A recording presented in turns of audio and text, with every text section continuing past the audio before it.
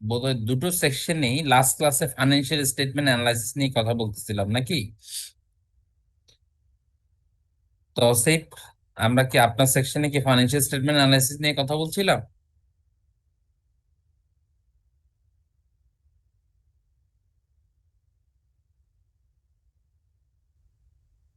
আচ্ছা, ওকে। তার মানে কমন সাইজ অ্যানালাইসিস নিয়ে কথা বলতেছিলাম বোধহয়, না?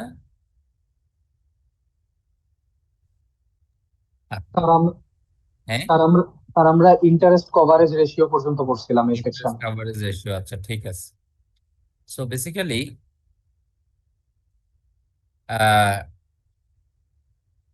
ফাইন্যান্সিয়াল স্টেটমেন্ট অ্যানালাইসিসের কাজটা আসলে কি, যেমন আমরা একজন ব্যক্তি যখন তার সিভি তৈরি করে, হ্যাঁ, সিভিতে তার শিক্ষাগত যোগ্যতা, সে কোথায় চাকরি করছে, কত বছর চাকরি করছে, তার এক্সপিরিয়েন্স, হ্যাঁ, তার স্পেশালাইজেশন, হ্যাঁ, অনেক কিছু থাকে।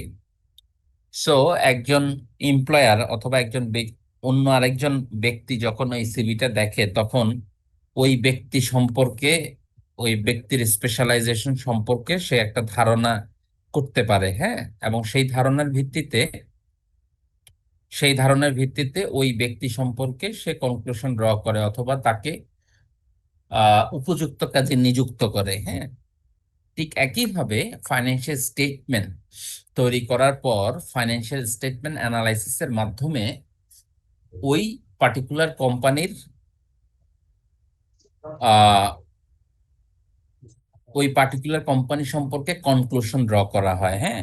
মানে কোম্পানির আর্থিক অবস্থা কেমন, আর্থিক অবস্থার উন্নতি হয়েছে না অবনতি হয়েছে, যে আর্থিক অবস্থা আছে সেই আর্থিক অবস্থায় কোম্পানির ভবিষ্যৎকে প্রেডিক্ট করা, কোম্পানিতে কোম্পানি সম্পর্কে তাদের স্টেক হোল্ডারদের মনোভাব কি হবে, ডেট হোল্ডারদের মনোভাব কি হবে, ইকুইটি হোল্ডারদের মনোভাব কি হবে, কাস্টমারের মনোভাব কি হবে, বা ট্যাক্স অথরিটির মনোভাব কি হবে, এই সমস্ত কিছু সম্পর্কে একটা সমক্ষ ধারণা পাওয়া যায় আমরা যখন ফাইন্যান্সিয়াল স্টেটমেন্ট অ্যানালাইসিস করি। সো ফাইন্যান্সিয়াল স্টেটমেন্ট অ্যানালাইসিসে একটা গুরুত্বপূর্ণ জায়গা হচ্ছে কমন সাইজ অ্যানালাইসিস বা common size statement preparation. So common size statement prepare করার পরেই কমন সাইজ অ্যানালাইসিসটা করা যায়। যেমন কমন সাইজ অ্যানালাইসিসটা বেসিক্যালি দুটো ফাইন্যান্সিয়াল স্টেটমেন্টে করতে হয়, একটা হচ্ছে ইনকাম স্টেটমেন্ট আর একটা হচ্ছে ব্যালেন্স শিট। আমরা জানি যে ব্যালেন্স শিটে দুই রকম ইনফরমেশন থাকে, একটা হচ্ছে অ্যাসেটের ইনফরমেশন আর একটা হচ্ছে লায়াবিলিটিজ এর ইনফরমেশন, হ্যাঁ।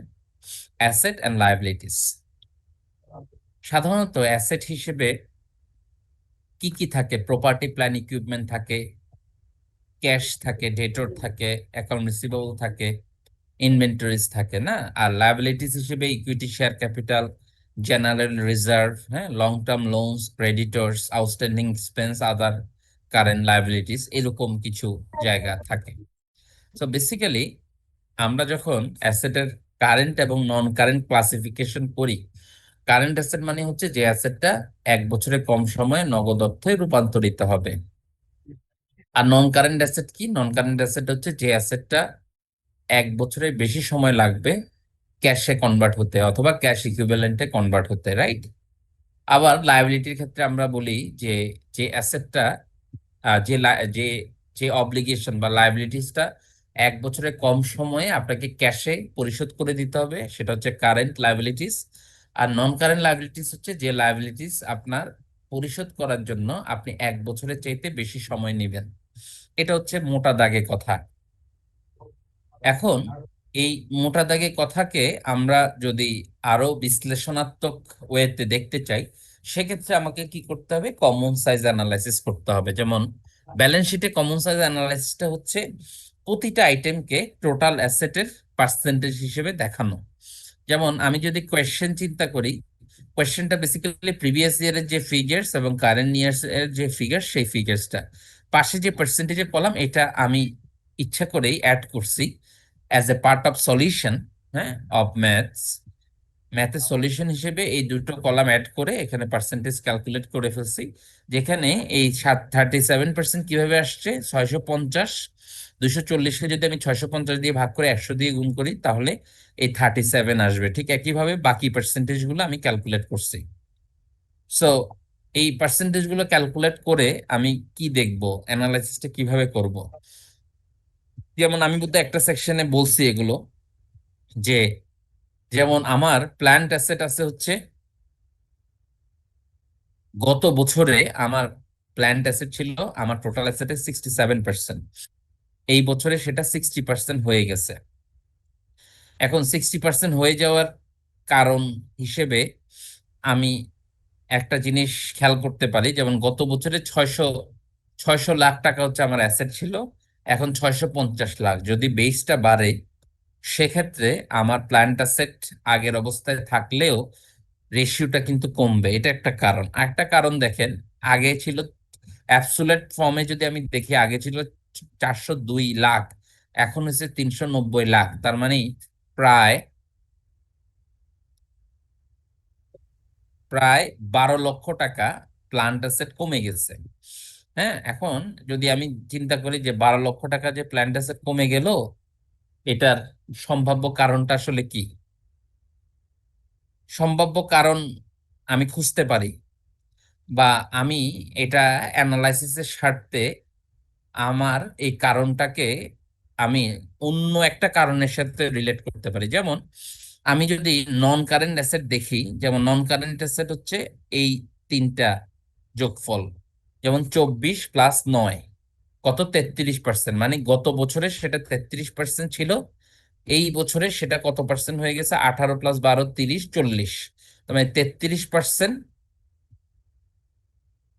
40% হয়ে গেছে। তার মানে দেখেন, আপনি যদি খুব সূক্ষ্মভাবে দেখেন যে নন কারেন্ট অ্যাসেট 7% কমে গেছে আর কারেন্ট অ্যাসেট 7% বেড়ে গেছে, মানে কোম্পানির লিকুইডিটির দিকে ধাবিত হচ্ছে, ব্যাপারটা এরকম। লিকুইডিটির দিকে ধাবিত হওয়া মানে কি, এটা এক অর্থে ভালো কোনো ব্যাপার না। কারণ নন কারেন্ট অ্যাসেট যত বাড়তে থাকবে বা বাড়বে, কোম্পানির স্থায়িত্ব অথবা কোম্পানির আহ কি বলে এটাকে, কোম্পানির দীর্ঘস্থায়িতা, বা টেকসই ভাবটা তত বেশি অ্যাক্সিলারেট হবে, তাই না? সো একটা কোম্পানি যখন তার সমস্ত অ্যাসেটকে বিক্রি করে ফেলে, বিক্রি করে লিকুইড করে ফেলে, নগদ অর্থে রূপান্তর করে ফেলে, তখন বুঝতে হবে কোম্পানির ভবিষ্যৎ পরিকল্পনায় ব্যবসা করার কোনো ইচ্ছে নাই। অর্থাৎ সে ব্যবসাটাকে কনভার্ট করতে চাচ্ছে অথবা ব্যবসাটাকে বন্ধ করে অন্যদিকে ডাইভার্ট হতে চাচ্ছে। এটা ওই ব্যবসায়ের জন্য, যে ব্যবসাটা করতেছে সেই ব্যবসার জন্য হুমকি স্বরূপ বা ভালো কোনো সাইন না। আমার কথা বুঝছেন কিনা?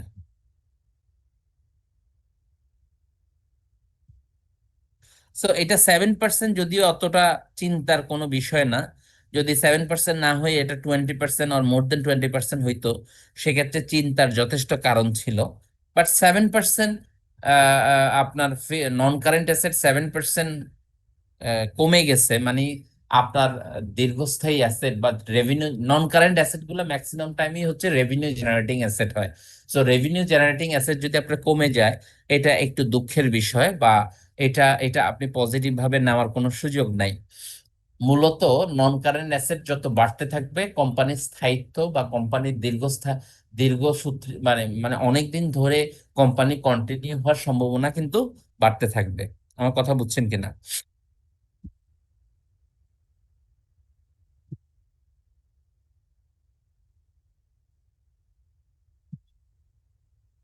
এরপর আমি যদি শেয়ার, ইকুইটি শেয়ার ক্যাপিটাল, মানে ওই যেটা আমরা অ্যাকাউন্টিং ইকুয়েশনে যেটা ওই বলি, যেমন গত বছরে সেটা 240 ছিল, গত বছরে সেটা 240 ছিল, এই বছরে সেটা 240ই আছে।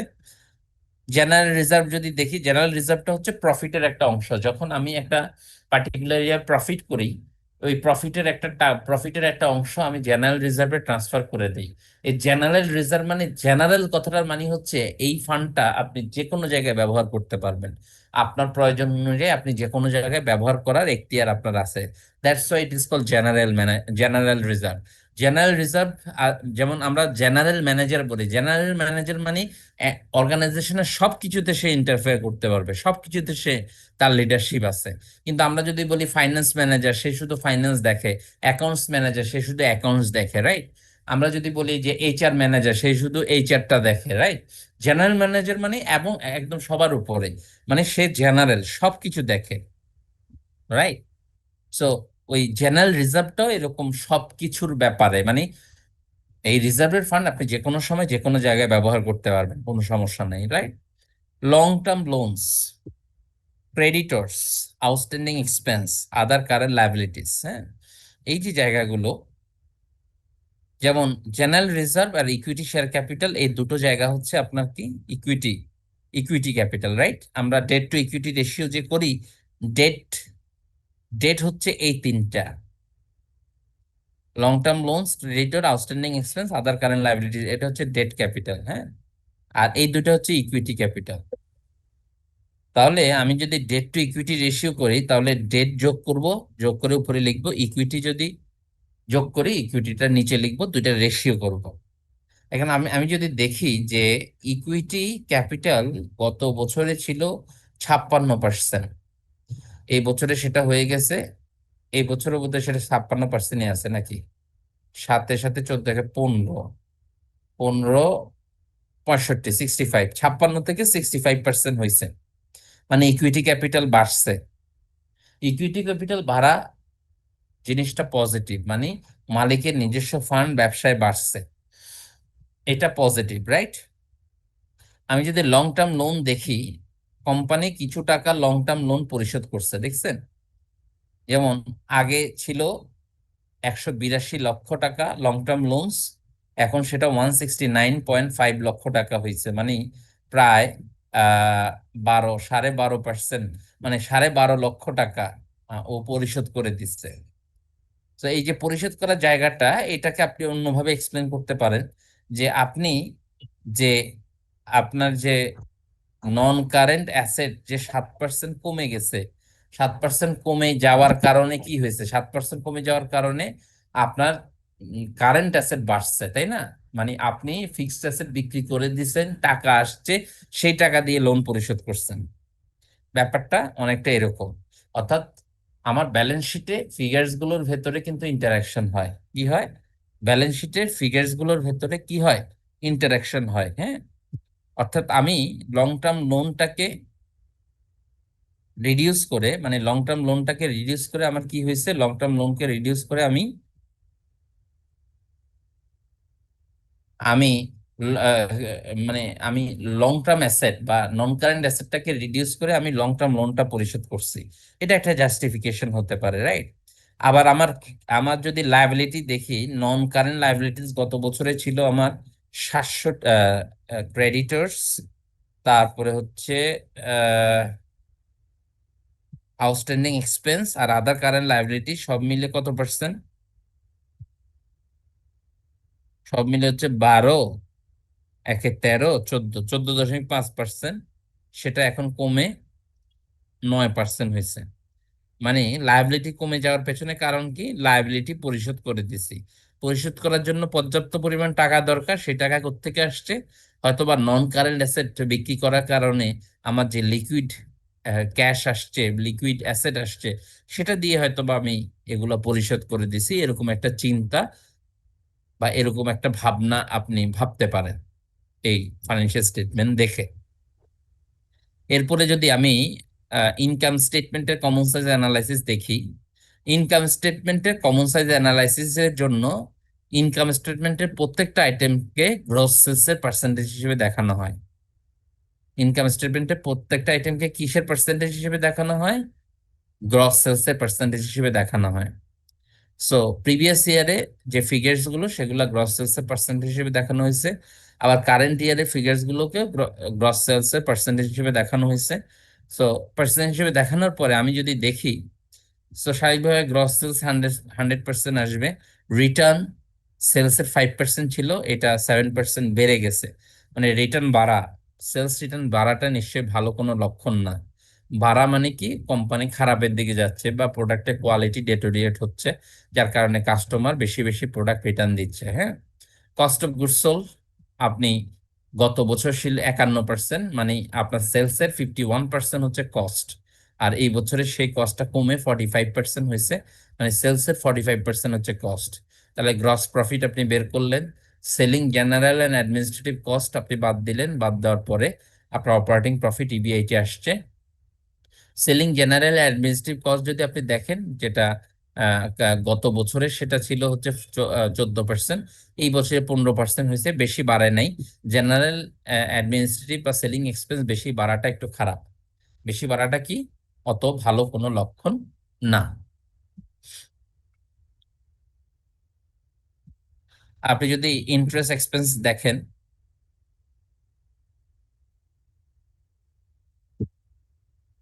ইন্টারেস্ট এক্সপেন্স গত বছরে ছিল 5%, এই বছরে সেটা 4% হয়েছে, কারণ আপনি কিছু লোন পরিশোধ করে দিয়েছেন। পরিশোধ করে দেওয়ার কারণে ইন্টারেস্ট কমে যাবে, সো ইন্টারেস্ট এক্সপেন্স তো সেই অনুযায়ী কমছে। আর্নিং বিফোর ট্যাক্স 24% ছিল, সেটা 29% হয়ে গেছে, বাড়ছে। ট্যাক্স 9%, 11%। যেহেতু আপনার আর্নিং বিফোর ট্যাক্স বাড়ছে, তাহলে ট্যাক্সও স্বাভাবিকভাবে বাড়বে, কিন্তু এটা প্রপোর্শনেটলি ট্যাক্স যদি 9% থাকে, এখন 11% হয়েছে, মানে প্রপোর্শনেটলি সেটা বাড়ছে। তো এটা বেসিক্যালি একটা অঙ্ক, যে অঙ্কটা মাধ্যমে আমরা ফাইন্যান্সিয়াল স্টেটমেন্ট অ্যানালাইসিসটা বোঝার চেষ্টা করব। সো অ্যানালাইসিসের ভেতরে এরকম একটা অঙ্কে ফার্স্টে আমাকে বলছে যে convert this into common size statement, only show percentage not amounts, মানে আপনাকে এই পার্সেন্টেজটা দেখাইতে হবে আর কি। হ্যাঁ, এখন কোয়েশ্চেনে তো মনে করেন ফিগার্স গুলো থাকবে, তো আপনাকে রিকোয়ারমেন্টে বলছে যে শুধু পার্সেন্টেজ গুলো দেখাইলেই হবে, অ্যামাউন্ট গুলা পাশে রাখা লাগবে না, কারণ অ্যামাউন্ট তো আপনি কোশ্চেন থেকে পাবেন, কোশ্চেন থেকে দেখে দেখে তো আপনি পার্সেন্টেজ গুলো ক্যালকুলেট করবেন। সো আমি বেসিক্যালি কমন সাইজ স্টেটমেন্ট তৈরি করার পর কমন সাইজ অ্যানালাইসিসটা হচ্ছে আমি যে কথাবার্তাগুলো বলতেছি, পার্সেন্টেজ বাড়তেছে কমতেছে, হ্যাঁ এই হচ্ছে সেই হচ্ছে, এই যে জিনিসগুলো বলতেছি, this are part of common size analysis. হ্যাঁ, আপনাকে যদি কমন সাইজ অ্যানালাইসিস করতে বলা হয়, আপনি এই অ্যানালাইসিস গুলো করবেন। ক্লিয়ার? Yes, sir. জি স্যার। আচ্ছা, এরপরে বলছে calculate current ratio and quick ratio both year, 2 বছরই কারেন্ট রেশিও এবং কুইক রেশিও আপনাকে ক্যালকুলেট করতে বলা হয়েছে। সো কারেন্ট রেশিওটা কি? কারেন্ট অ্যাসেটকে যদি আপনি কারেন্ট লায়াবিলিটিস দিয়ে ভাগ ভাগ করে দেন, তাহলে কারেন্ট রেশিও পাওয়া যায়। আর কুইক রেশিওটা কি? কুইক অ্যাসেটকে যদি আপনি কুইক লায়াবিলিটিস দিয়ে ভাগ করে ফেলেন, তাহলে কুইক রেশিওটা পাবেন, রাইট? তারপর debt to asset ratio, debt to equity ratio, financial leverage ratio, interest coverage ratio, and make comments on company solvency. এই ডেট মানে কি? ডেট মানে হচ্ছে আমরা অ্যাকাউন্টিং ইকুয়েশনে যে এলটা ক্যালকুলেট করি, সেটা হচ্ছে ডেট। হ্যাঁ, ইকুইটি মানে কি? ইকুইটি মানে ওই যেটা। এখন ইকুইটি বলতে আমার এই ফাইন্যান্সিয়াল স্টেটমেন্টে এই আমি যদি দেখি ইকুইটি আসলে কোন দুইটা, ইকুইটি হচ্ছে ইকুইটি শেয়ার ক্যাপিটাল আর জেনারেল রিজার্ভ, এই দুইটা হচ্ছে ইকুইটি। আর আমাকে যদি বলা হয় যে ডেট কোনটা, তাহলে ডেট হচ্ছে এই চারটা। হ্যাঁ, ডেট মানে এল, এল হচ্ছে এই চারটা: long term loans, creditor, outstanding expense, other current liabilities. হ্যাঁ, ডেট, এই চারটা হচ্ছে ডেট, আর ওই দুটো হচ্ছে ইকুইটি। আমাকে যদি বলা হয় কারেন্ট লাইবিলিটিস কোনগুলা, আমাকে দেখাতে হবে এই তিনটা হচ্ছে কারেন্ট লাইবিলিটিস, কারণ এটা 1 বছরের কম সময় আমার ক্যাশে পরিশোধ করে দিতে হবে। So this three are current liabilities. এটা কি? এটা হচ্ছে আমার নন কারেন্ট লাইবিলিটিস। এটা আমার কি? এটা হচ্ছে নন কারেন্ট লাইবিলিটিস। এটা হচ্ছে আমার আহ এটা হচ্ছে আমার নন কারেন্ট অ্যাসেট। প্লান্ট যেটা, সেটা হচ্ছে নন কারেন্ট অ্যাসেট। আর এই তিনটা হচ্ছে আমার current asset, right? Quick asset কি? কারেন্ট অ্যাসেট থেকে যদি আমি ইনভেন্টরিজ বাদ দিই, সেটা কুইক অ্যাসেট। তার মানে এই দুইটা হচ্ছে আমার কুইক অ্যাসেট, ক্যাশ আর ডেটর্স। আর আমার কুইক লায়াবিলিটিস হচ্ছে এই তিনটা, মানে আমার যেহেতু ব্যাংক ওভারড্রাফট নাই, সেটা বাদ দিতে হচ্ছে না, তার মানে এই তিনটাই হচ্ছে আমার কুইক লায়াবিলিটিস, রাইট? এরপরে আমাকে বলছে যে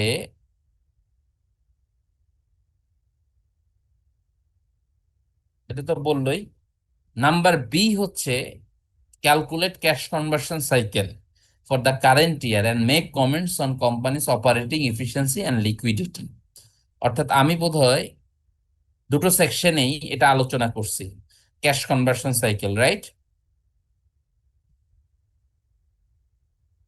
ইনভেন্টরি হোল্ডিং পিরিয়ড, কিভাবে account receivable collection period calculate করতে হয়, এটা আলোচনা করছি না?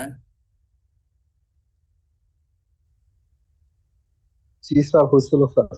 হ্যাঁ। সো এই আলোচনার মধ্যে আমি একটু ব্রিফ করে দেই দুটো সেকশনেই। আলোচনাটা বেসিক্যালি কেমন? ক্যাশ কনভার্সন সাইকেল হচ্ছে মানে একটা বিজনেস যখন পরিচালিত হয় তখন ওই বিজনেসটা নিশ্চয়ই একটা কাজ করে। যেমন আমি যদি ছোটভাবে বুঝাই আপনাকে, একটা ছোট ব্যবসা, যেমন একজন মুড়ি দোকানদার কি করে। একজন মুড়ি দোকানদার মনে করেন 10 কেজি মুড়ি, তারপরে ও মুড়ি মাখানোর জন্য চানাচুর অথবা পেঁয়াজ, কাঁচামরিচ, তেল, সরিষার তেল, বা যে বলে আলু দিয়ে তৈরি করা ঘুগনি, এই জিনিসগুলো অ্যাকুমুলেট করে সে ব্যবসা করতে নামে। সে সারাদিন যাবত মুড়ি বিক্রি করে সে সমস্ত মুড়ি বিক্রি করা শেষ করে ফেলে। সো বাড়িতে যখন ফিরে যায় সে মুড়ি নিয়ে আর যায় না, বা যত সমস্ত সরঞ্জামাদি নিয়ে আসছে সেটা সমস্ত শেষ হয়ে যায়, সে টাকা নিয়ে বাড়িতে ফেরে। টাকা নিয়ে বাড়িতে ফেরার পর পরের দিন আবার সে সেম সরঞ্জামগুলো ব্যবস্থা করে পরের দিন আবার সে বিক্রি করতে আসে।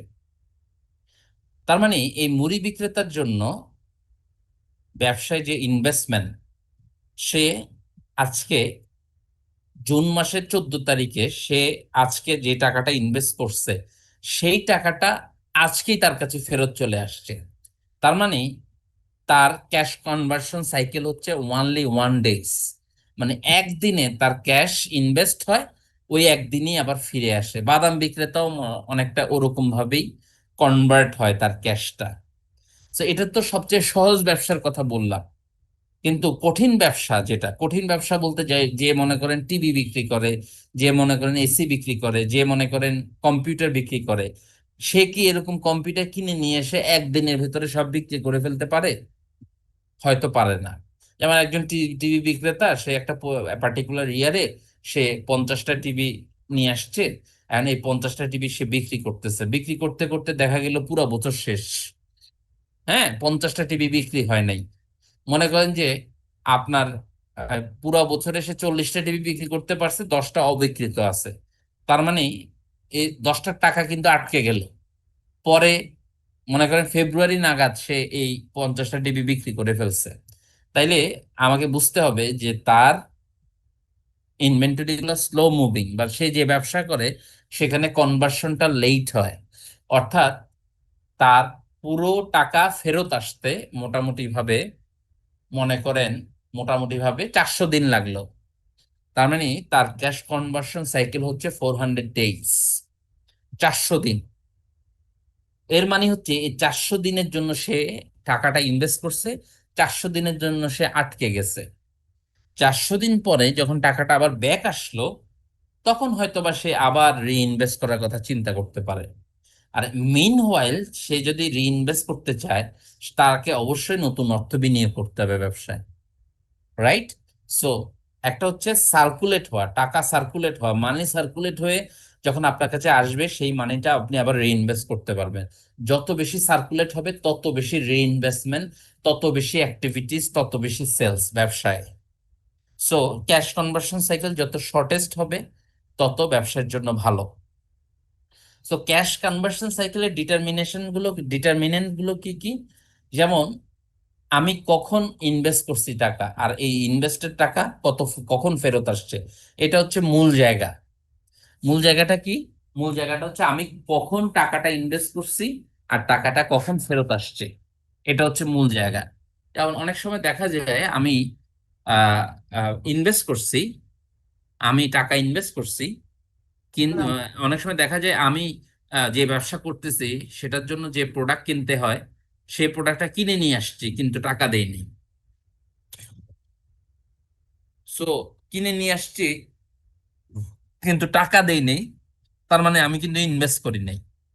সো কিনে নিয়ে আসছি টাকা দেই নেই, এই কনসেপ্টটা হচ্ছে অ্যাকাউন্টস পেবল পেমেন্ট পিরিয়ড। মানে অ্যাকাউন্টস পেবল তৈরি হওয়ার পর কতদিনের পরে আমি টাকা দিছি সেই জায়গাটা যদি আমি জানি, তার মানে আমি ওই সময়টাতে আমার টাকা ইনভেস্ট করতে হয় নাই, তার মানে আমার টাকার ইনভেস্টমেন্টটা পরে হয়েছে। সো আমি যদি আমি যদি ক্যাশ কনভার্সন সাইকেল ক্যালকুলেট করতে হয়, তাইলে আমি কিভাবে করব? যেমন আমি এখানে যদি বলি যে ইনভেন্টরি কতদিন, মানে কিনে আনার পর কতদিন হোল্ড করে রাখছি, ইনভেন্টরি বিক্রি করার পর যার কাছে বিক্রি করছে সে কি সঙ্গে সঙ্গে টাকা দিছে? সঙ্গে সঙ্গে টাকা যদি না দেয়, সেক্ষেত্রে ঠিক কতদিন পরে তার কাছ থেকে টাকা পাইছি, সেটা হচ্ছে অ্যাকাউন্ট রিসিভেবল কালেকশন পিরিয়ড। মানে অ্যাকাউন্ট রিসিভেবল তৈরি হওয়ার পর কতদিন পর তার কাছ থেকে টাকা পাইছি, সেটা হচ্ছে অ্যাকাউন্ট রিসিভেবল কালেকশন পিরিয়ড। এই দুইটা যোগ করার পরে যদি আমি অ্যাকাউন্টস পেবল পেমেন্ট পিরিয়ডটা বাদ দিই, তাহলে ক্যাশ কনভার্সন সাইকেলটা পাওয়া যাবে, রাইট?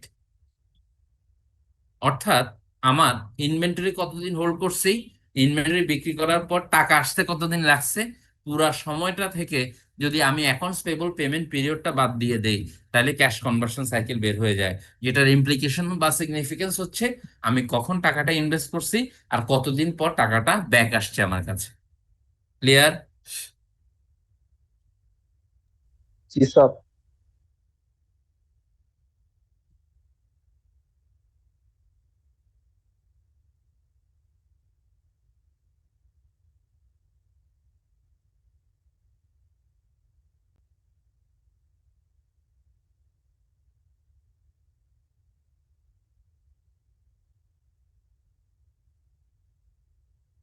তো এরকম একটা অবস্থায়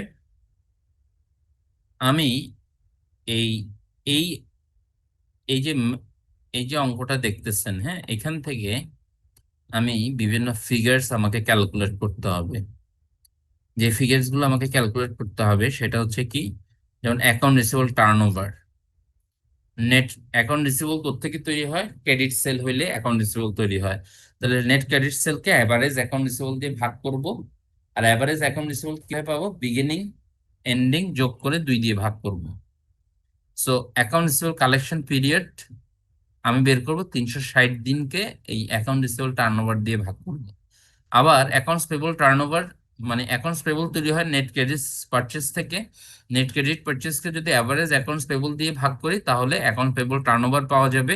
আর অ্যাকাউন্টস পেবল পেমেন্ট পিরিয়ডটা হচ্ছে ওই টার্নওভার দিয়ে ভাগ করলে যত দিন আসে সেটা বের হবে। আর ইনভেন্টরি টার্নওভার মানে হচ্ছে কস্ট অফ গুডস সোল্ড। মানে ইনভেন্টরি মানে কি, ইনভেন্টরি যখন বিক্রি হয় তখন কস্ট অফ গুডস সোল্ডে চলে যায়। কস্ট অফ গুডস সোল্ড এবার যোগ হইতে থাকে, রাইট? আপনি যত টাকার যত পণ্য বিক্রি করবেন কস্ট অফ গুডস সোল্ড তত বাড়তে থাকবে। আর আপনার বিগিনিং ইনভেন্টরি আর এন্ডিং ইনভেন্টরি দিয়ে ভাগ করলে ইনভেন্টরি টার্নওভার পাওয়া যাবে। আর ইনভেন্টরি হোল্ডিং পিরিয়ড হচ্ছে আপনার 360 দিনকে ইনভেন্টরি টার্নওভার দিয়ে ভাগ করবেন। সো বেসিক্যালি আপনি ইনভেন্টরি হোল্ডিং পিরিয়ড পাবেন তখন, রাইট? সো এটা ক্যালকুলেট করার পরে আপনি এই ক্যাশ কনভার্সন সাইকেলটা তৈরি বা ক্যাশ কনভার্সন সাইকেলটা ক্যালকুলেট করতে পারবেন। আর যেহেতু আপনার কস্ট অফ গুডস সোল্ড আছে, পারচেজ নাই, পারচেজ বের করার জন্য আপনি কি করবেন? কস্ট অফ গুডস সোল্ড এর সাথে ক্লোজিং ইনভেন্টরি যোগ করবেন, বিগিনিংটা বাদ দিলে বেসিক্যালি এই বছরের পারচেজটা পাওয়া যাবে।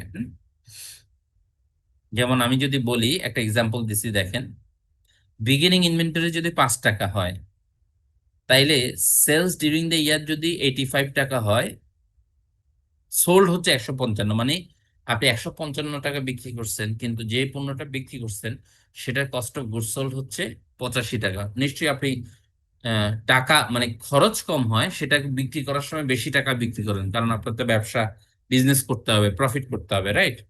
তার মানে আর ক্লোজিং ইনভেন্টরি আছে হচ্ছে 20। তাহলে এই পারচেজ কত হয়েছে সেটা কিভাবে বের করবেন? পারচেজ বের করবেন, আপনি ক্লোজিং ইনভেন্টরি যত আছে আর কস্ট অফ গুডস সোল্ড যত, সেই দুইটাকে যোগ করবেন। যোগ করার যোগ করা মানে হচ্ছে এটা অ্যাভেলেবেল ফর সেল ছিল, আর বিগিনিংটা বাদ দিয়ে দিলে আপনার পারচেজটা বের হয়ে যাচ্ছে। পারচেজ ইজ 100 টাকা। বুঝছেন কিনা? জি স্যার। সো মোটামুটি ভাবে ফাইন্যান্সিয়াল স্টেটমেন্ট অ্যানালাইসিসটা হচ্ছে আপনার এই আলোচনাগুলো প্রাসঙ্গিক। এই একটা কোয়েশ্চেন আছে, এই কোয়েশ্চেনে কিছু রিকোয়ারমেন্ট আছে, এই 4টা রিকোয়ারমেন্ট আপনি করবেন। আর হচ্ছে আপনার কিছু থিওরিটিক্যাল ডিসকাশন আছে, a theoretical discussion that is all about financial statement analysis. This is our chapter financial statement analysis. এটা আপনারা পড়বেন, এটা আমি আপনাদেরকে দিয়ে দিছি, সবার কাছে আছে, এটা একটু গো থ্রু করবেন, অঙ্কটা করার চেষ্টা করবেন। তো that's all for today's class. একটু স্ক্রিনশট নিয়ে আমাকে শেয়ার করে দেন অ্যাটেন্ডেন্সের জন্য।